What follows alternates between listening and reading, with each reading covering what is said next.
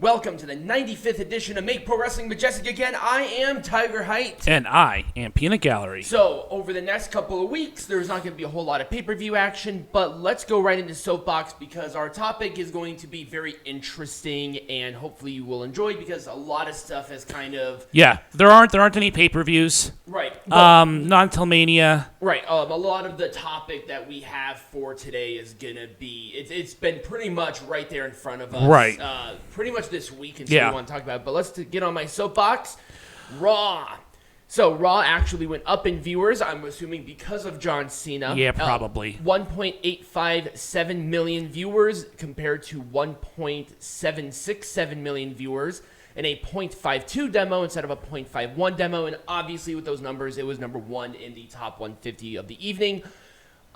Kevin Owens and Solo Sikoa had a fun opener, but once again, we need to start seeing Sami Zayn and Kevin Owens develop a little bit more over the course of the weeks that they have had very little interaction. I've been not a fan of that personally. It's a little. You still think that they're going to do the tag team match at Mania? Yeah, I still think so. I mean, they have to do something. And you already saw Jey Uso betray Sami last week. Mm-hmm. So I think that's where they're going with this because Cody is with Kevin Owens and Sami Zayn. Right. But obviously Cody Rhodes is facing Roman Reigns in Mania. Right. So you've got to have the Usos do something in Mania. And I think that would be the best way to do that. It just might be too little too late to get started because we only have 3 weeks. Right. So it's just kind of weird. Bianca Belair and Carmella, it was fine. I like the Chelsea Green and Carmella tag team. Let's see where it goes. It probably won't go anywhere, but you never know. I like seeing that too. Yep.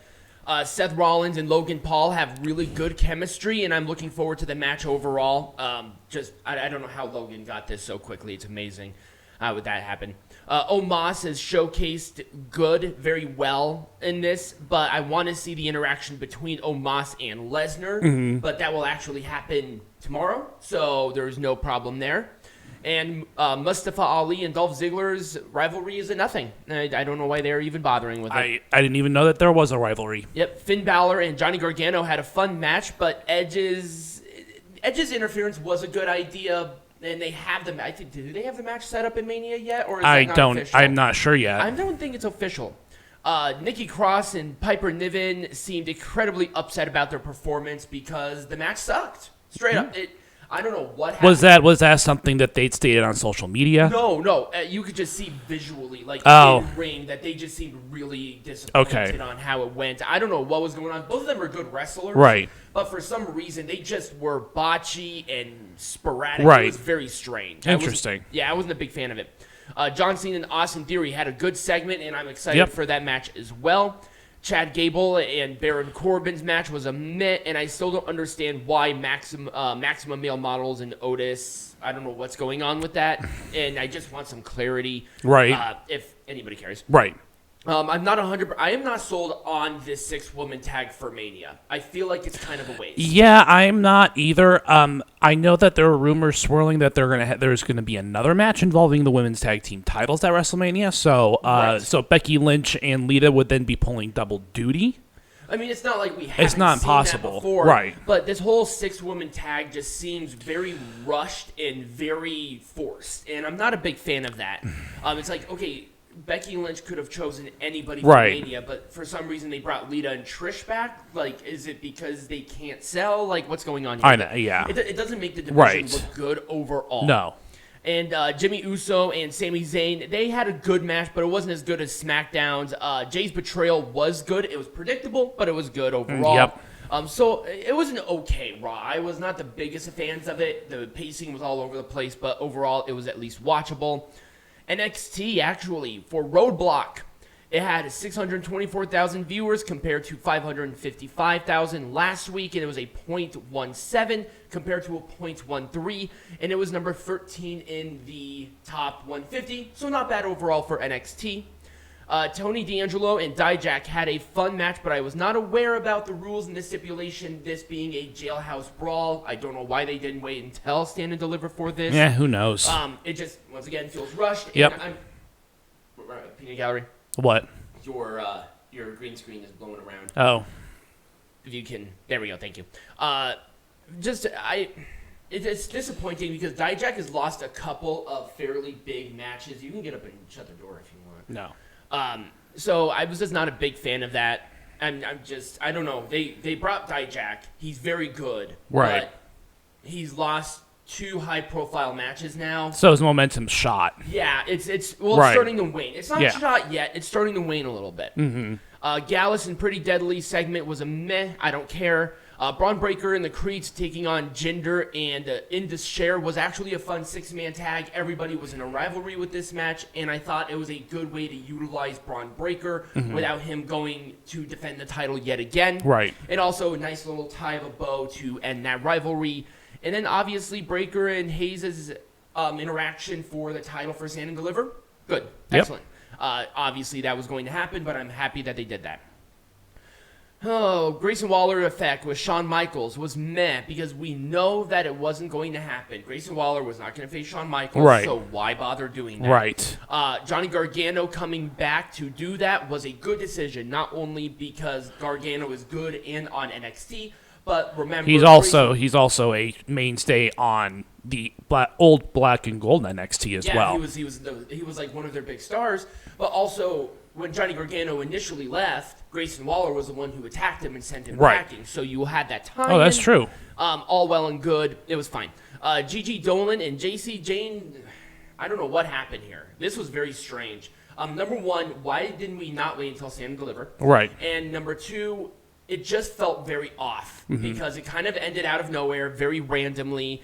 They're probably going to do another match, but at the same time, You kind of do lost I the want magic. to? Right, exactly. And that's the issue here right now. Right.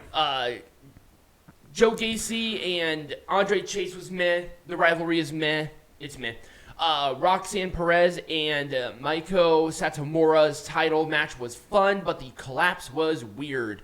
I even put in the notes, I hope it wasn't IRL. It was not. It was for rivalry because Satomura is supposed to be this killer with her kicks and all of that stuff, and that's fine, but it was a weird way to end on the show, and I was not a huge fan of it. Let's talk about Dynamite. Despite the randomness of this show, it actually went up in both demo and ratings. So it had 858,000 viewers compared to 833, and it was a .29 demo instead of a .27, and it was number 4 in the top 150.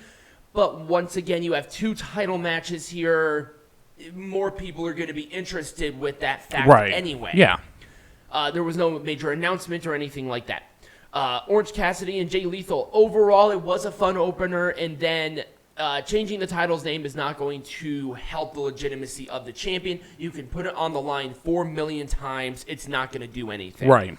At the very least, at least a non-WWE guy is holding the title, and That's true. At least they're doing something with it. The Ricky Starks thing, beating Jericho, and now he's facing Juice Robinson. Talk about a step down. You would think that Ricky Starks would continue to face high roller athletes at this point. Juice Robinson is not a high-profile athlete. Right, exactly. He's just in the mix. And despite what people say, Chris Jericho does have name value. Right, he does. He is bring star power. Yeah, star power in multi-sectional stuff because also Fozzy is not the smallest band in the world either. Right. So, Ruby Soho and Sky Blue's match was a whatever. Once again, this rivalry is going to continue. Also, they're called the... They keep changing the name. I don't know what they're calling them now. I heard freelancers. I heard It's outliers. whatever the flavor of the week is, I guess. It really is. And it was a nothing sandwich. And they're continuing this rivalry. And where was the fucking champion? And it's stupid that they're continuing this when nobody cares.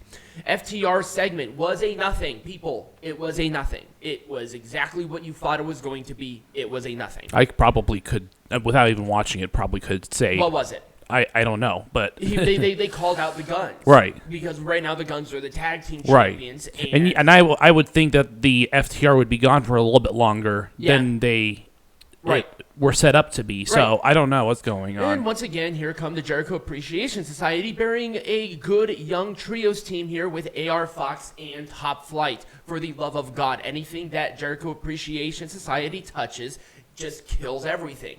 They are a poison, and especially Sammy Guevara, because fuck Sammy Guevara. Right. I almost said that like he owes me money. I mean, he does.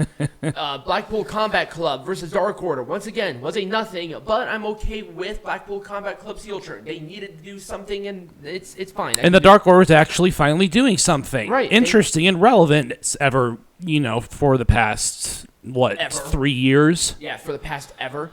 And then finally, due to the outside circumstances, their modification of the TNT Champion match was fine. I don't like that they're trying to incorporate an IRL break-in into a car, into a storyline. It's weird. That is kind of weird. But seeing Powerhouse Hobbs winning the champion is fine. But now we have Wardlow feuding with QT Marshall. You went from feuding with MJF to now feuding with QT Marshall. Talk about a downgrade. Talk about that AEW does not care about Wardlow anymore. Right. At the very least, Powerhouse Hobbs won, because if he lost, good lord. Anyway, let's go into Impact. I could not find ratings or demo for Impact. Bully Ray's segment was fine. Once again, they're spinning the wheels in the mud here with Bully Ray, Right. and I don't know why. The match between Bully Ray and Bhupinder Gujar was once again fine. The ending with the DQ is weird because apparently Masha's still with Bully, and then Mickie James comes out. But once again, Mickie James already had a match, and Right. she's also now going to have to face Jordynne Grace. I think they said at the next pay-per-view. Or is it at the next premium event? It's a sacrifice. Yes, Yeah, it's a you're right. sacrifice. Sacrifice is not one of the big four. No, it is not. But that's kind of what's going on there. Once again, very directionless with Mickie James, and I don't know why. Jordynne Grace continues to look awesome because she looks good, and also I have a theory about why. I think it's because Impact Wrestling has a problem with the women on their roster, because a lot of the only high profile woman that is left was now when we're talking about high profile, we're talking about like Taya Valkyrie just left the company, and then we had. I didn't know that. Yeah, she did. She finished up her time with Impact, so she's no longer with the company. She's expected to debut for AEW, unfortunately. But we don't know that. Yeah. We don't know that. Good upgrade, guys. Good upgrade. But there is Great there is a challenge. Jade Cargill has an open challenge in Canada next week for the TBS champion. So you're going to go into that immediately losing. And that is what is expected to happen, is that Taya Valkyrie, who is from Canada, is expected to make her debut there. But again, we don't know that. That's disappointing. That's so disappointing. That is what's going on in the rumor mills. I hope Taya kind of gets her head out of her ass and realizes that it's going to be an incredibly poor decision on many levels. Do not go to AEW, please. But Jordynne Grace looks physically good. She's going into a very high-profile bodybuilding competition, and so now she's going to have that cross-promotional appeal. Right. Which is good. They need more of that. They really focus on the knockouts during this show. There has been a couple of segments. Jonathan Gresham and Kushida had a fun back and forth, but once again, Jonathan Gresham losing another high-profile match is kind of hurting his credibility as a star, because he's only been able to beat rookies and jobbers and outside talent. So now he's losing to Kushida, who's there very temporarily. Right. Very strange. Killer Kelly and Taylor Wilde just seemed lost in the shuffle. Once again, this is like the third knockout segment. But I am a big fan of Kylan King and Taylor Wilde. Now, has Kylan signed with Impact? That is unknown to me at this point in time. Okay, she is on their roster, but once again, I mean, that would not be a great thing for NWA, but I think they'll be okay. I'm okay with the team, but once again, I really wanted to see the Killer Kelly and Taylor Wilde team a little bit more. And also, they had Killer Kelly cut a promo. My issue with that is that she's not the strongest in promo, and you almost ruined the mystique of Killer Kelly like that. So, not a big fan of that. And finally, Mickie James and Gazelle Shaw's title match was good. Gazelle is really needing to get into that space of a high-profile main eventer. Right. And I think showcasing what happened with this match was a step in the right direction. And I think Gazelle actually has cross-promotional appeal. I say that because she is transgender as well.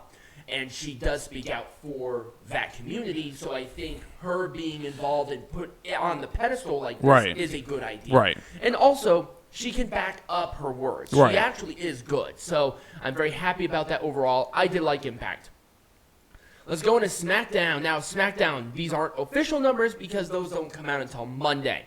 But it was a 2.136 million viewers next to 2.299 million viewers in a 0.5 demo instead of a 0.59 demo. A bit of a significant drop in demo, but not as much in regular viewers. So I don't know what happened there. And it was obviously number one in top 150. The five-way was good. Lots of time and a good pace for it, and it felt important. The tension between Drew McIntyre and Sheamus seems authentic, and I think because they're such good wrestlers and good friends, it felt organic. So overall, that was good, and they're probably setting up a three-way match for the title at WrestleMania. I'm on board with that all the way. Rey Mysterio's Hall of Fame induction announcement was a great decision. He is a legend. He deserves it, and he is a big-time draw, even still to this day for WWE. Right, and I wonder, and again, we're speculating here, but we're probably setting up a mask versus hair match at WrestleMania. Yep, because they continue that, and Dominic continues to look awesome. So, right. Overall, I'm happy with this. And I'm sure that if Rey Mysterio wanted to retire, who better than his own son to retire him? Somebody who he's really backing right now. Overall, it was good. I really liked it. And then Legado del Fantasma and Judgment Day was good. The story was there with the dynamic of the Mysterios, and it was a fantastic way to turn Legado del Fantasma babyface. Yes. Because now they are babyfaces. Now they're teaming with Rey Mysterio. Yes. Which is perfect. Well, they did it for the thing because Santos and Rey had their moment. I don't know what was going on with Joaquin Wilde and Cruz del Toro, but they've been gone for a couple of weeks. I heard injury, but I'm not sure with who. Right.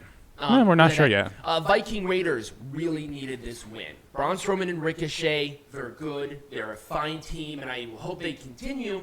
But the Viking Raiders definitely lost a little bit of credibility with the multi-losses against Drew McIntyre and Sheamus. Yep. So them coming back with a W in a good match was good for them. Charlotte Flair's match was kind of useless. The match was okay, but I question why at the end of the day. She is the champion. She doesn't need to showcase herself more. I would have rather had Rhea Ripley wrestle in this context if that was going to be the case. Right. You need to showcase more Ripley because we already know how good Charlotte is. Right. Maybe have them do another promo. Maybe have a backstage something. But in a match, kind of useless against Shotzi. And finally, the Usos segment was meh. We've seen it already. Let's move on from it, you know? Right. And finally, Rampage. I did not get numbers for this week, but last week it was 394,000 viewers in a 0.1 demo. Just stop. And also it was number 32 in the top 150. At the very least, it ranked. But that's true. That's over 150 shows. So, Sammy Guevara and Action Andretti for the umpteenth time was utterly useless. Poor Action Andretti. Peanut Gallery, can you please? Thank you. The Acclaimed. You had a team that got over organically with the scissoring. Not a big fan of it, but it got over with the audience. It gave them life. And then all of a sudden, you make them drop the titles. You have them face jobbers, and now they're going into a program with the Jericho Appreciation Society. Oh, great. Oh, fuck me. Yeah, no, exactly. You had this white-hot team win the champions. I'm going to close that door if that continues. And it's breaking my concentration. But it's so sad seeing the Acclaimed going from this white-hot tag team to just doing nothing. Yeah, we're probably going to have to close it. Anyways, that's fine. Just finish it. Preston Vance and Konosuke Takeshita was a good match. They have potentials to be stars. Just keep your hand right there. It was a difficult situation here with the tag team champions. How are you going to do this? And I think overall, other than just retiring those champions and making new titles, this was a good way to do it. set up a ladder match. Right. Call it Reach for the Sky ladder match. I think is personally a good tribute to him, and obviously this was an idea from Mark. So there you go. Nyla Rose and Riho was actually surprisingly a fun main event overall. Riho is picking up a couple of big wins on Dynamite and on Rampage. Let's see where that goes. I'm curious. But that is my soapbox. Peanut Gallery, other than fighting with the curtain, do you have anything to add? Nope. All right. So when we return, we're going to be talking about our topic, which is wrestling journalism. Yeah.